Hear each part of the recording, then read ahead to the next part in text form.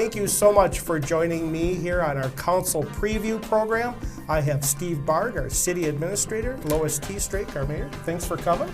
Great to be here today, Tom. Yes, bet. thank you very much. All right. Well, we're going to be talking about two common council meetings. One is going to be the budget, and the other is going to be the regular meeting in October. Both take place October 10th, a Tuesday. And the first one is going to discuss our 2024 budget. And Steve, you've been working on it a lot lately, probably the past several months. Yeah, it's been quite a process. A lot of people think that we don't get into this until the fall, and that would be incorrect. I don't blame them for not knowing that, but it's only the early to middle part of the summer before staff is doing the legwork to get the process going. The department heads turn theirs in by the end of July. I start working with them with the finance department in August, and it's a fairly lengthy process that we go through, Tom. And we're at the point now where we're ready to turn that document over to the council, and then the conversations with our elected officials begins. All right, so what does this mean, the city administrator's recommended budget? Because I believe that's what you call it, and that is what's going to be pushed out to the Common Council within the next day or two, am I right? Yeah, it is. As we tape this, it's the 5th of October, and by the end of the day tomorrow, the 6th of October, the council should have this in their hands, I believe, and they'll be looking at it hopefully with a little bit of time. We don't expect them to understand all of it or to have read all of it, if you will, by Tuesday night's meeting. But this will lay out, again, the plan for taxing and spending for 2024 that we're recommending as a staff, and I'm recommending personally as city administrator. It's going to be an interesting year. We have a lot of things happening, some changes in state aids I'll talk about in a minute. Certainly the revaluation throws a little twist into it in terms of the ultimate tax rate that our citizens will be paying. And there's a lot to think about and to calculate in the process here. All right. Well, can you give us a little bit of a sneak peek of what is going to be discussed at all, just on a high level area that will help our citizens understand before Tuesday? Yeah, I can. Maybe just a little bit of a thumbnail about how the budget looks. Our budget is about $25 million for the general fund. And again, the general fund, those are the areas that, the easy way to think about it, what we're required to provide, okay? Police, fire, public works. Some of the other areas that are outside of that, we don't have to provide them, and we have them as enterprise funds where they kind of stand on their own. They have revenue coming in to offset the cost. It's not taxpayer monies that are fueling them. And but they're also important. If you put it all together, Tom, we're at about $50 million roughly in that range for total budget. But we have some different things this year coming up. We've been blessed, as the mayor knows, with more state funding coming from Madison, about $1,030,000 more in shared revenue. They're taking us up from about $4.2 million to over $5.2 million.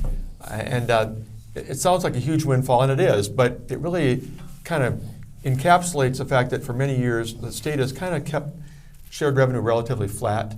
And inflation, as we know, has been increasing. Last year it was 7 or 8%, but even in a normal year it's 2 or 3%. And so we've fallen behind in what they have been providing to us in the past. So we're also going to get a little bit more transportation aid, about $90,000. To keep up our roads in the city. And so there's some benefits to us, but then we've always got the challenges of the inflation and the cost that imposes on street construction and all of our other supplies and goods that we purchase, and a lot of other challenges. So it's going to be an interesting year. There'll be some decisions to be made along the way by the council, and I think we've put together a prudent budget. We'll go through at high level. I'll be doing in a presentation that night, probably 10 to 15 minutes of kind of the dashboard.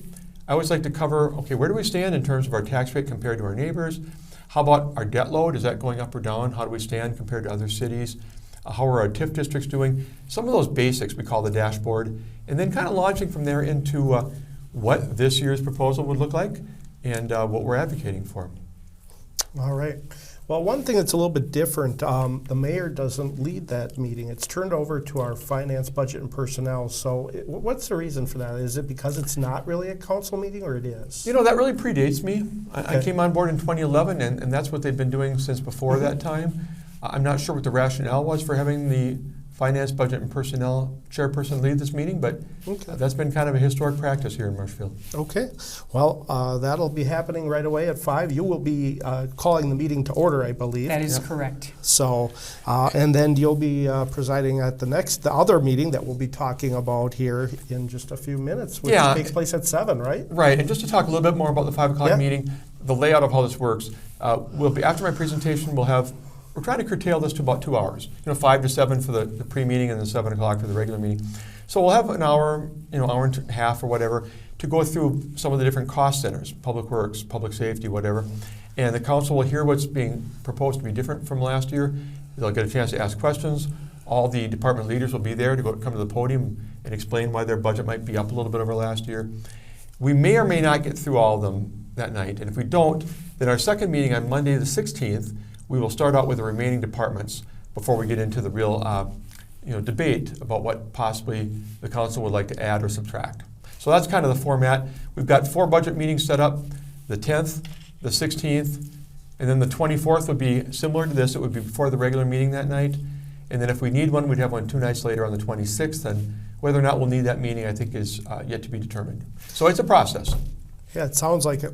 What about public input? Is there any time these meetings that the public could come and actually voice what they may see they want to see fit, what you spend the money in? Is that anywhere part of the discussion throughout the series?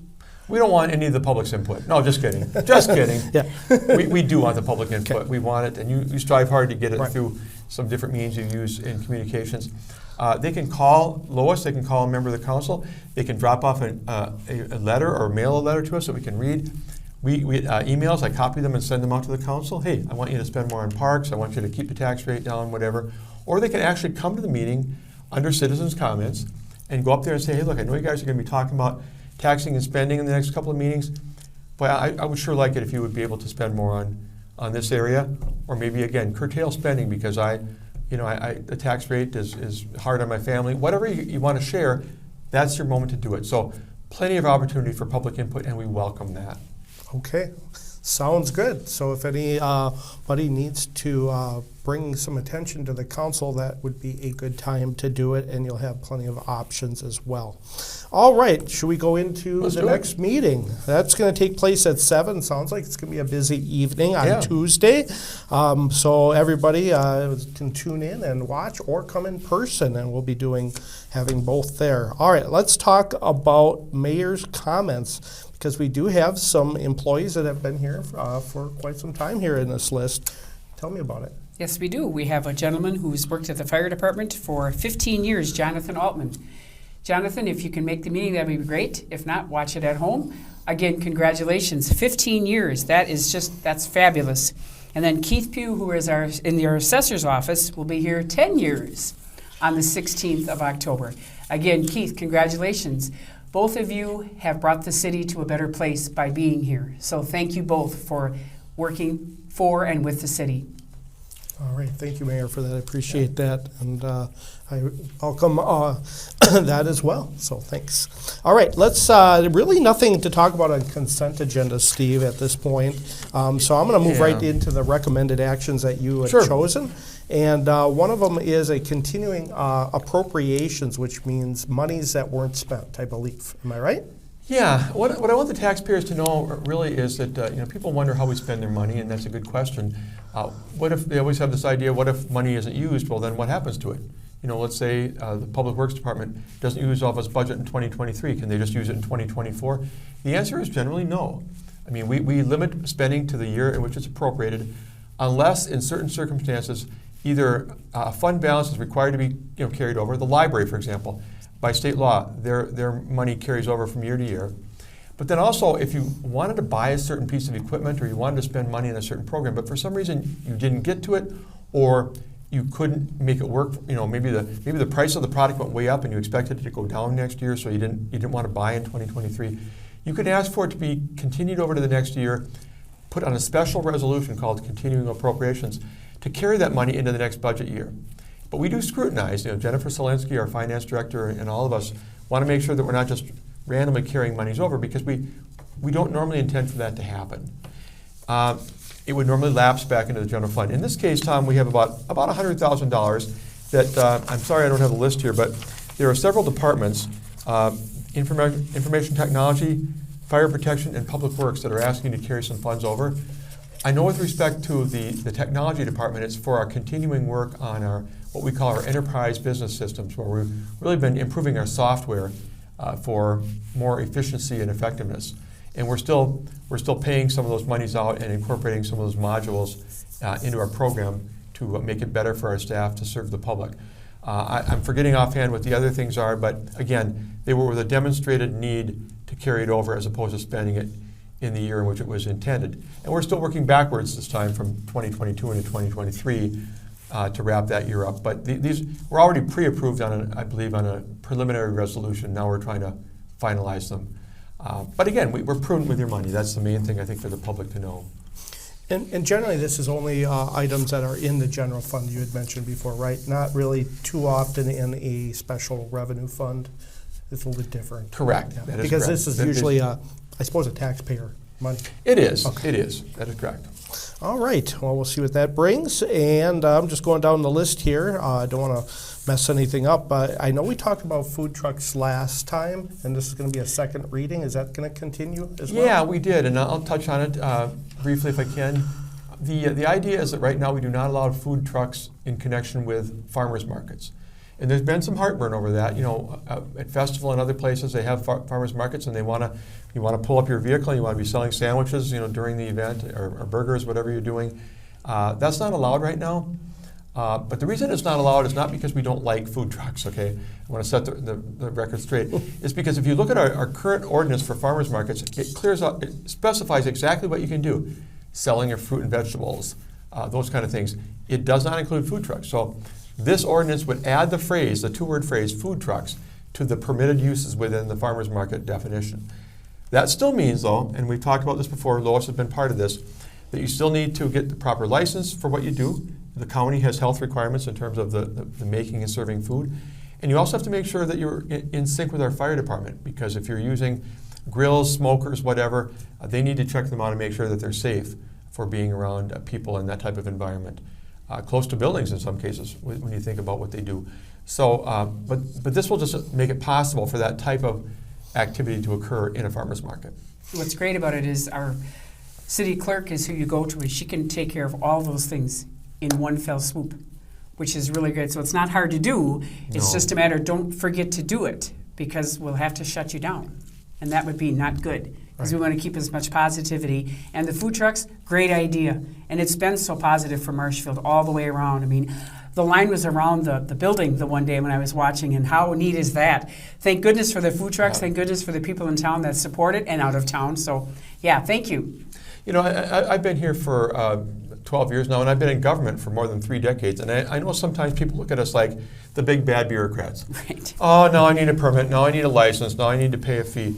I mean, what we're doing is really mainly for your own good. And we Correct. want to make sure that when you come to a farmer's market, you go to a food truck, you know that someone has checked out to see that it's healthy and safe. You know that there's not going to be a fire hazard. You know that we know who they are, and that they have a business that we want to have here in terms of the fact that they have the people checked out or whatever it is. Those are the kind of things we look for, not to try and make it terrible on people's lives. That's not our goal. All right. Well, thank you for that. That sometimes is thought about by people. We know that. Oh, yeah. That's just Correct. It is common. We've all heard it, and good explanation, Steve. We've all been to called the public. bureaucrats before, Oh, yeah. I think, right? Yeah, but that's we have to we got to go by the rules, Yep. and that's Correct. what's why we're doing that, and rules are important. Yep. All right, we'll see what happens there. Let's talk about the campus master plan. That's a second reading as well. And is there anything in there that you want to talk about with the school Well, district? this came from Plan Commission, and Lois, as mayor, chairs the Plan Commission. It was raised by Councilmember O'Reilly, who's on that body, and it was raised and talked about a little bit the other night. But the issue of moving a cell tower from very near the current school building to a spot on the east side of the campus, which is closer to residents. It's going to be near where the pickleball court is over there. And there has been some concern raised about, would that affect neighbors? Let's say that you suddenly realize that some of your electronics or whatever are being affected, and it's because that tower has been moved. And my understanding is that's not the case. In fact, the school district representative said at one of the meetings, we've got it right now next to our building, and we're not experiencing any disruptions of that nature. But it's still a question that was raised. I have been talking with Josh Miller lately. He pointed out a section of, I think it's state law that talks about cell towers, and they have authority to move these things within reason, so I think it might be hard for us to try and tell them where to put it anyway. But apart from that, it's really just a way of saying that here's what the school district expects to do in the next 5 years. Here's the kind of things that they want to add, where they would put them, and gets us ready for the fact that we know in case there's any public improvements to Becker Road, for example, or whatever, we can plan accordingly. In fact, it did come up about the traffic on Becker Road and pedestrian safety the other night. I think Councilmember Stauber brought that up. So we want to make sure that everything's done safely and correctly. Okay, all right, we'll see where that goes as well, and we'll move on to HR Director's report that she did at a finance meeting recently, and now some of it was pulled out to come to the council meeting. Yep. I was listening to the meeting. There was quite a bit of change in there. I believe they did vote on some stuff, and They that did. pushed it to the council, correct? Is that how Yeah, that I'm going to start, and I'm going to get the mayor included in this conversation because it's definitely interesting if you're a member of the council to see all these things brought to you at once. You know, what about vacation? What about holidays? What about sick leave or whatever? But we've had a hard time filling positions over the past couple of years. We've filled most of them, but employees, especially younger employees now, people in their 20s and 30s, they value pay. Everybody values pay, right? But they also value benefits, you know, for family friendliness. They like days off to do things with their spouses and their kids. So we've been talking a little bit more about the value of benefits, and really that does mean a lot to recruitment and retention. Absolutely. It does. So, yeah, you were sitting in some of those conversations. I don't know what your thoughts are, but our goal is to try and make it a place that people would like to come to and stay here and feel like they're valued, and it's one more way to look at valuing employees. Well, I think it's great. Just take your birthday off. I mean, I've never been in the position because I've worked for myself for all these years, but what a great thing. Just to let them kind of realize that it's something special for us as the employee. Not everybody celebrates their birthdays, but I think if people got their birthday off, they would be a little bit more excited because it's that personal thing, right? Yeah, I think that's neat, definitely. And I think being in the public sector, Tom, where wages, we try to keep up with it, but it's hard because we're dealing with taxpayer money and we have some limitations on how much revenue we have. It's a way to say, look, maybe if we can't get you to quite where we'd like to get to you in terms of your pay rate, we'd love to show you how much we care about you by giving you more time off to spend with your family. The birthday thing is just another way, like the mayor said, of hey, we want to thank you for what you do. It's your birthday. Enjoy the day. Get out of here. And I think the committee really looked generally favorably on this. They were kind of overwhelmed by the number of things that were brought before them. One of them was a volunteer day to go out in the community and do work for a cause. They didn't want to go after that one right now. Maybe they'll come back and look at it later, but we want to promote volunteerism of our employees. So there's a lot of things you can do to try and improve morale and improve the workforce. We're just trying to be as creative as we can be. All right, so if we recap a little bit of the finance, which you Yep. did, how many pieces, was there anything else that didn't go through that maybe be of interest here to the citizens? I know, and I know there was quite a big, I was listening to it myself while I was working here. Okay. So anything else that may come back? I know Ed was concerned on some of his comments, I know, about this. He was. Well, I'll start on this one. First of all, I want to say that Sarah Dressel, our HR director, did a marvelous job. She most certainly did. Yep. Such a great PowerPoint presentation and such a thoughtful way of walking through it. And Peggy Lyle, her right-hand person, if you will, our HR generalist, was part of putting together that presentation. But what the committee embraced to send to the council, Tom, right now is the modified vacation schedule. Okay, to increase vacation more commensurate with what's out there in other employment sectors, and then also to allow people to donate or to cash in, if you will, a certain amount of sick leave for vacation at the end if needed, and then also I think potentially they talked about donating sick leave to a fellow employee who maybe has run out of their sick leave. Maybe they got a bigger illness and they just aren't able to take time off without pay, and they've got medical appointments, they're missing work. So those are the things that they embraced to go to the council. The ones that they kind of said not now, but maybe we'll look at them again: birthday off, the volunteer day, and I'm forgetting one. I know, I can't remember it either. There's one more. I feel really bad. Forgive me, Sarah, if you're watching this. Right, exactly. But they said that they would take another look at those at a later date.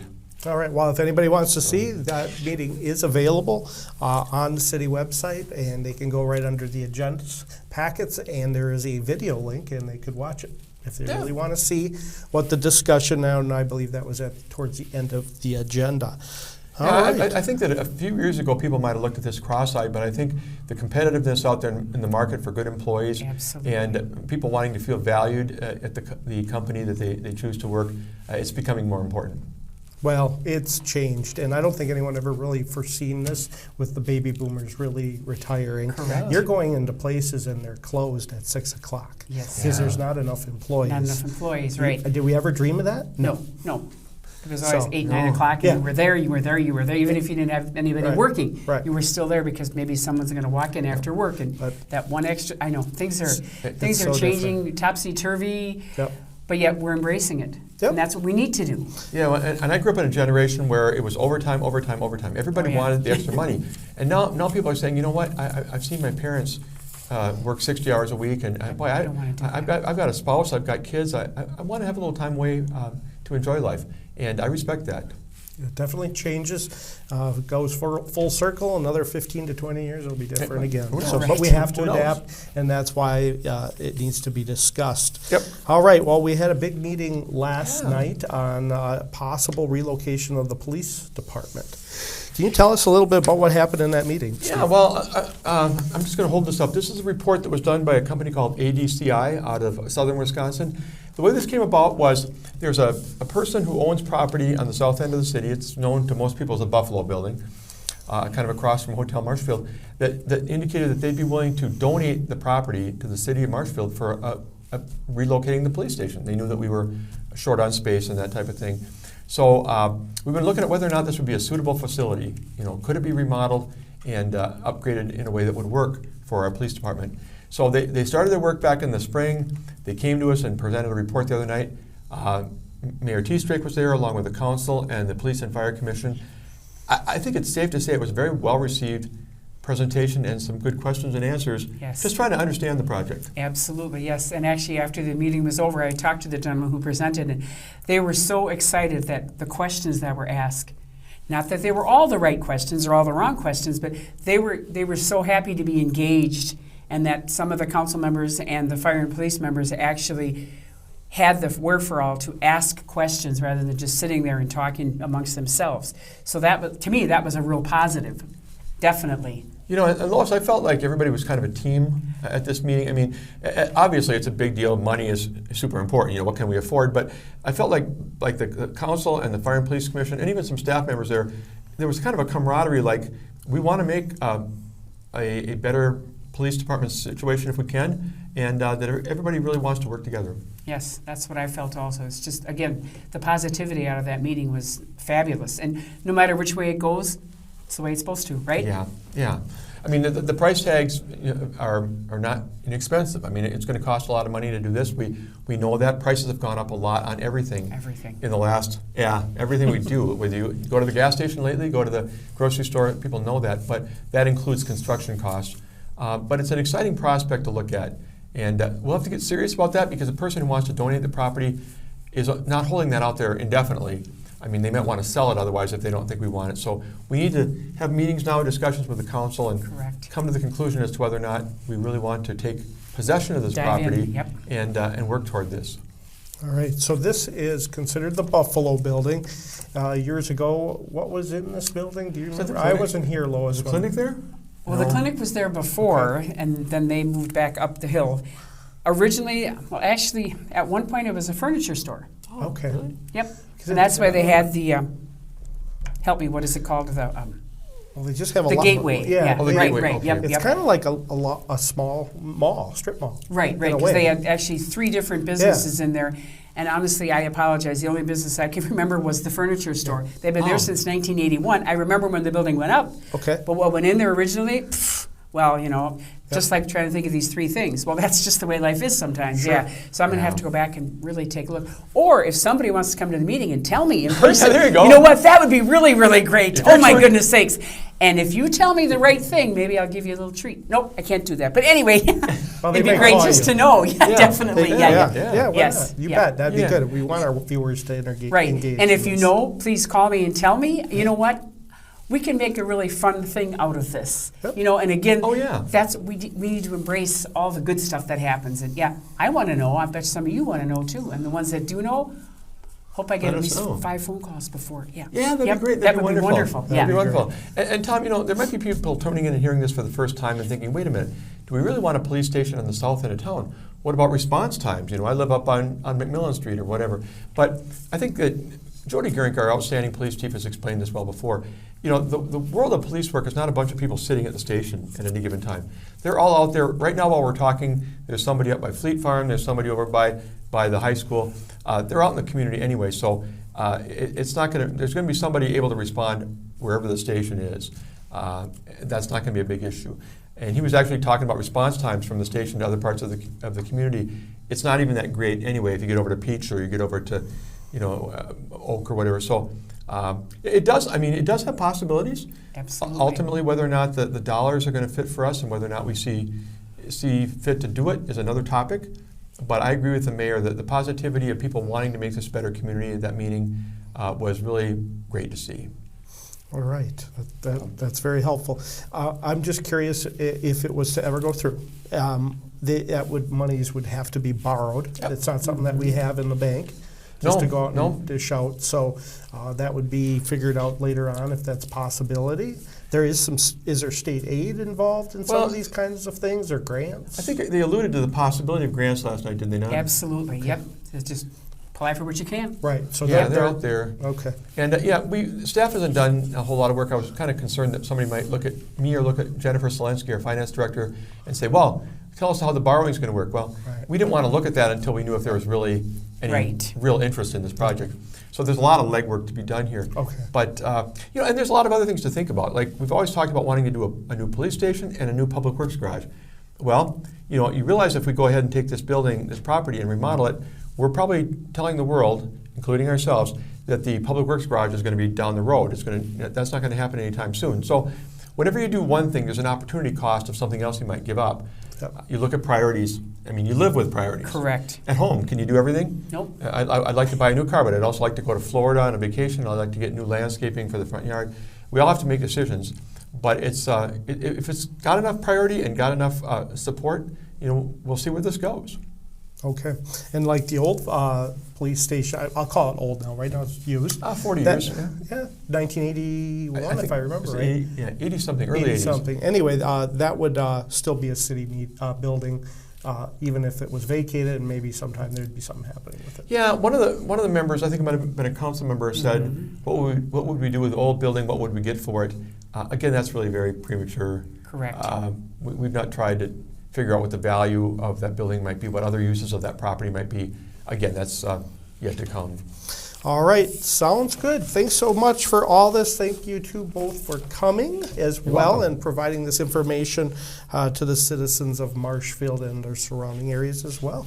And again, the meeting takes place October 10th. There's 2 meetings, one at 5 and one at 7, and you can tune in to our station on Marshfield Broadcasting, channel 991, which is our charter channel.